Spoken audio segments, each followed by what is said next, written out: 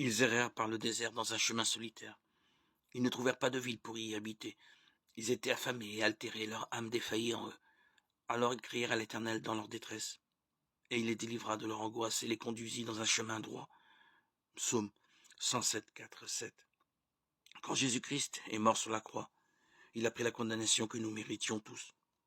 Si nous plaçons notre confiance en lui, nous pouvons échapper à la condamnation, être pardonnés et recevoir le don immérité de la vie éternelle. C'est ça la bonne nouvelle du christianisme, un don immérité.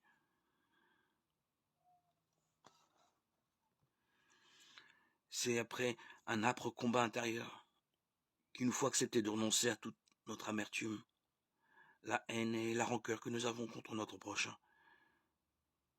Ainsi nous pourrons sentir que le lourd fardeau de la rancune, de la haine est enlevé de nos épaules et nous sentir légers. La haine, le désir de vengeance peut noircir notre regard durant notre vie. Si nous prenons et portons nos regards sur Jésus, l'obscurité ambiante disparaît et nous voyons beaucoup plus clair. Un sentiment de paix remplit notre cœur. Nous sommes libres, vraiment libres. Ce n'est pas une libération physique ou politique, mais la vraie liberté. Celle qui ne dépend pas des circonstances, celle que personne ne pourrait jamais nous enlever.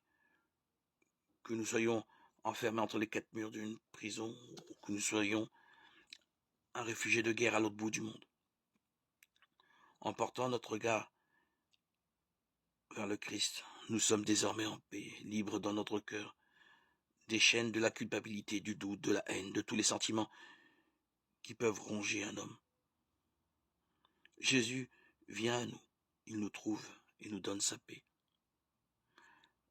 Les uns à l'égard des autres, soyez bons, compatissants, vous pardonnant les uns aux autres, comme Dieu aussi en Christ vous a pardonné. Éphésiens 4, 32.